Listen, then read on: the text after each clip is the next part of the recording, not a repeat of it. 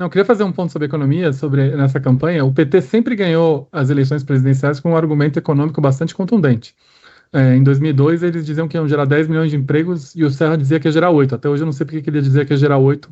Em 2006, eles expandiram a Bolsa Família, foi um argumento de expansão de transferência de renda social, uma escala.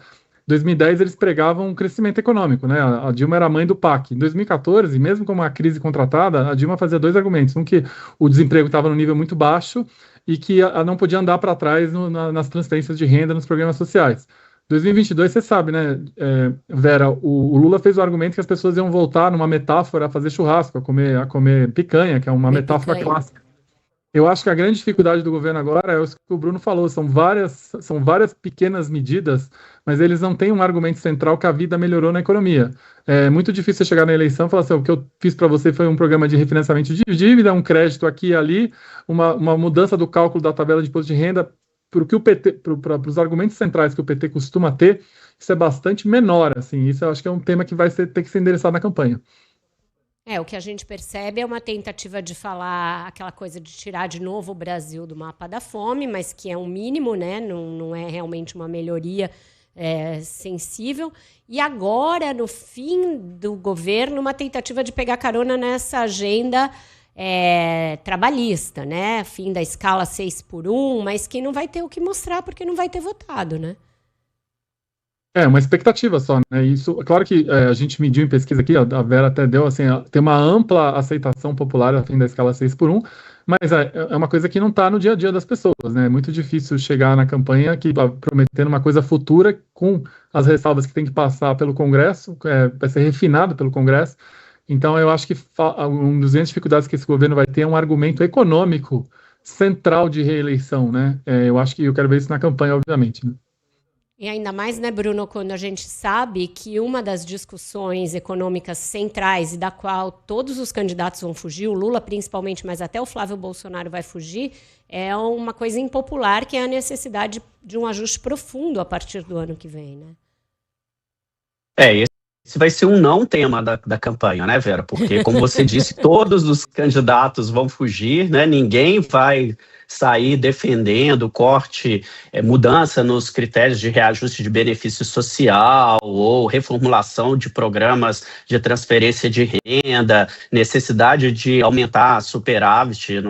Os candidatos não vão, apesar, né, de serem questionados por isso, mas essa discussão é uma discussão que é impopular e é uma discussão que não chega, né, no grosso do eleitorado, né? Isso realmente vai ser um teste para pós-eleição, na composição da base do governo, nas medidas que vão ser, o governo já vai, seja ele quem for eleito, já vai assumir pressionado com essa demanda, mas não acredito que isso seja um item predominante na campanha. Mas para ser justo, Vera, para ser justo, esse não é um tema em nenhuma campanha global, assim, né? Acho que eu só vi esse tema sendo tema em dois países, que foi a Argentina, que teve que quebrar diversas vezes para que isso virasse um tema na campanha, e na Grécia. Então, depois da pandemia, os governos começaram a gastar e esse tema saiu da pauta das campanhas eleitorais. Então, isso não é um fenômeno tupiniquim, assim, digamos assim. Tem um tema que esse sim sempre aparece, mas que agora também está numa circunstância curiosa, porque os dois principais candidatos têm telhado de vidro, que é o tema da corrupção. A gente até vai se deter um pouco mais sobre ele quando falar dos desdobramentos do caso Lulinha-Marcola, que ainda não estão cobertos nem pela pesquisa do IDEA e nem pela pesquisa da Quest totalmente, né? O Lulinha já tinha alguma coisa na semana passada, mas não as principais revelações, mas que também atinge o Flávio Bolsonaro. O que a pesquisa Meio IDEA mostra é que, para quem liga para essa questão, né, do combate à corrupção, para quem tem como essa questão como fundamental, o Lula vai pior. Ele tem mais rejeição entre aqueles que consideram o tema da corrupção o tema central da campanha, né? Não é isso, Maurício? Não, totalmente correto, Vera. E esse tem sido um legado do PT pós-Lava Jato. Uma das coisas que tem alimentado o antipetismo justamente é esse tema. Então, quando a gente quebra o eleitorado exatamente como você descreveu, obviamente a oposição dá mais valor a isso. Mas eu também queria fazer um ponto, Vera, que na margem ali, que é aquele eleitorado que eu tenho defendido que vai definir a eleição, que são os 3, 4% do eleitorado, existe uma percepção já instalada que os dois lados são corruptos, então esse vai ser um não tema para essas bordas. Agora, para o antipetismo, certamente a gente tem dados recorrentes sobre isso, né? Eu falei, né, Bruno, num vídeo que eu gravei para o Globo, que a corrupção virou um item de série, né? O pessoal acho que já vem ali acoplado na política brasileira. Mas tem um custo também aí, né, no cômputo final do custo Brasil, em todas as perspectivas de mercado, etc., né? Sem dúvida, né? É um tema, vai ter um chumbo trocado aí entre os candidatos, né? O Lula se beneficiou aí das gravações aí do Vorcaro com o Flávio Bolsonaro a respeito, né, do pedido de ajuda para supostamente rodar o filme do Bolsonaro. Isso atingiu bastante, né, a percepção de voto do Flávio Bolsonaro, mas agora com o surgimento, né, ressurgimento dessas denúncias contra o Lulinha, né, e o uso que aparentemente vai ser feito, né, dada a escolha do vice do Flávio Bolsonaro da CPMI do INSS, esse argumento da corrupção vai voltar contra o Lula e aí dá essa sensação, né, de que virou um não tema ou de que isso não afeta mais, mas eu concordo totalmente com o Maurício.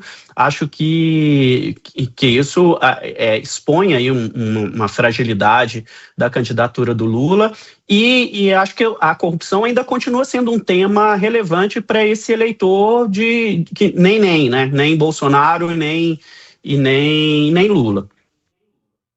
Agora, é incrível que, em outro assunto que também teve desdobramentos, que a gente vai tratar logo mais, que é esse tema da política externa, influindo pela primeira vez na eleição de uma forma muito ali importante, o eleitor vinha dando sinais de que entende que a postura do governo e do Lula estão mais corretas no enfrentamento, principalmente com o Donald Trump, mas também com o Javier Milei, mas isso dá uma rateada, pelo menos ali na pesquisa da Quest. Parece que jogar na confusão e tentar dissipar um pouco a responsabilidade pelo tarifaço e por outras rusgas que existam na relação parece estar funcionando, pelo menos com uma parcela do eleitorado. Não sei, Maurício, o que você acha da importância que isso vai ter? O que as pesquisas mostram a respeito de quão central esse assunto vai ser na eleição? Bom, em primeiro lugar, eu acho que tem uma consistência aí nas pesquisas, a nossa mostrou isso hoje, que o saldo do apoio do Trump, da conexão com o Trump, da ligação com o Trump é negativo, né? Mesmo entre os eleitores do Flávio, isso não gera superávit, digamos assim, né? Agora, Vera, eu acho assim, em primeiro lugar, o Brasil, como você sabe, né, nunca foi tema, a política externa nunca foi o tema de debate presidencial brasileiro, né? Inclusive na linha contrária das principais democracias do mundo, né? As principais democracias do mundo debatem política externa o tempo inteiro, e o Brasil não fazia isso, mas eu acho que dessa vez vai ser um tema, mas eu acho que pode influenciar, e aí é difícil de mencionar, se houver alguma coisa de tarifa, alguma coisa que bata nos preços ali, bata no dia a dia, bata no bolso, e aí, aí a gente vai transportar esse tema para o centro do debate e para o centro da decisão de voto, né? E para mim foi muito estranho, né? Porque eu via o Donald Trump e a Casa Branca entrarem em eleição após eleição pelo mundo, e foram pouquíssimos os casos, talvez na Argentina, porque eles colocaram dinheiro durante a eleição de Congresso lá, foram pouquíssimos os casos de que a ajuda do Trump ou dessa Casa Branca foram positivas para o candidato que se alinhou com eles, né? Então essa tática é, no mínimo, bastante arriscada, justamente até pelo que você mencionou, né, Vera? É muita confusão na cabeça da opinião pública para entender o Donald Trump, né? Bruno, você acha que esse assunto, pelo menos entre aquela parcela do eleitorado que é empresário, que é ligado ao agronegócio, que é do mercado financeiro, pode ter o condão de tirar votos mesmo do Flávio na hora H? Então, Vera, eu acho que a gente observou aí esse movimento, né? O Lula explorou muito bem essa questão, né, da defesa da soberania, né, do governo que está do lado do brasileiro, mas eu também não sei até que ponto o Lula está disposto a forçar essa discussão e a pagar para ver mais medidas sendo tomadas pelo Trump, né? A gente vê que o Trump está disposto a escalar, a gente sabe que o Trump não se contenta em perder aí um argumento, uma discussão, um embate, né?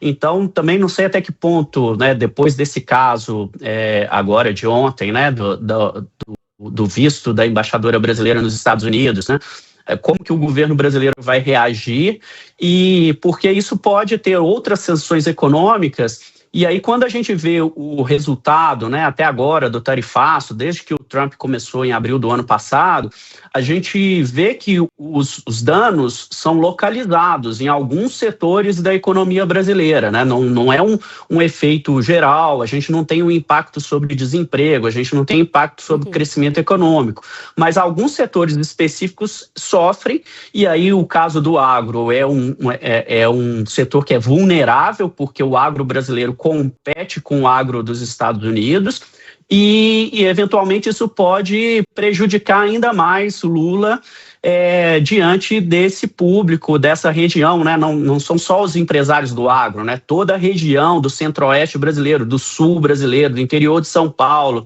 né? Que já é antilulista, né? E isso pode agravar ainda mais caso o Lula decida escalar essa discussão e o Brasil sofrer outras sanções. Esse ponto do Bruno é muito importante, Vera, porque a maior intervenção eleitoral da Casa Branca até agora foi no Canadá, e era justamente o oposto disso, né? Um tarifaço para o Canadá era uma bomba atômica para a economia canadense, diferente do que o Bruno falou, são focalizados no Brasil, né? E lá teve consequência, porque foi eleito alguém que se contrapunha ao Trump, né? Então lá o Trump funcionou como um eleitor da oposição a ele mesmo, né? Foi incrível. Quando o Trump tomou posse, o Partido Liberal estava quase 25 pontos atrás do Partido Conservador. Estava indo para o potencial quarto mandato, que nunca aconteceu na democracia canadense. Eles conseguiram virar e conseguiram manter a maioria no parlamento de Ottawa, justamente pela intervenção do Trump, né? A gente vai tratar mais dessas questões todas, porque teve novidades aí hoje, ontem, no próximo bloco, mas não queria sair do assunto pesquisa sem tratar da questão do gap que existe, Maurício, entre o eleitorado masculino e feminino. Eles estão enxergando eleições diferentes. Queria te ouvir sobre o peso que isso pode ter quando a gente vê uma eleição tão parelha e com tão pouco voto em disputa, uma divergência desse grau, como é que isso pode se refletir nas urnas e ter importância no cômputo final? Essa é uma má notícia para a campanha do Flávio, né? Porque justamente o que sustenta a liderança do Lula hoje é basicamente o eleitorado feminino. O eleitorado feminino, como você sabe, né, Vera, foi fundamental para a vitória em 2022.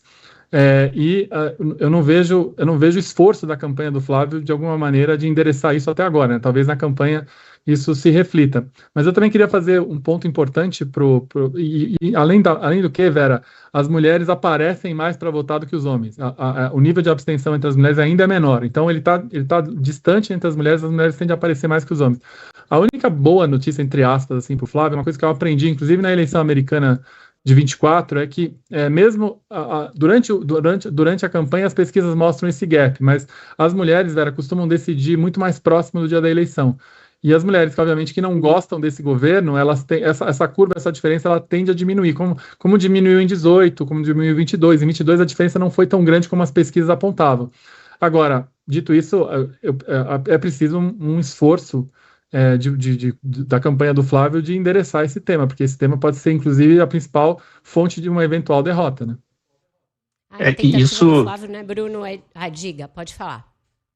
Só complementando o que o Maurício citou, que os próprios números da pesquisa, né, Meio Ideia, que saiu hoje, reforçam essa situação, né, que a melhoria da intenção de voto no Flávio Bolsonaro no segundo turno, ela foi toda atribuída a eleitores homens, né? O Flávio Bolsonaro não se recuperou da queda da intenção de voto decorrente do vídeo da Michelle, né? E a própria dificuldade do Flávio em indicar também uma mulher como vice mostra as dificuldades que ele está tendo de incorporar essa temática da participação feminina na campanha dele.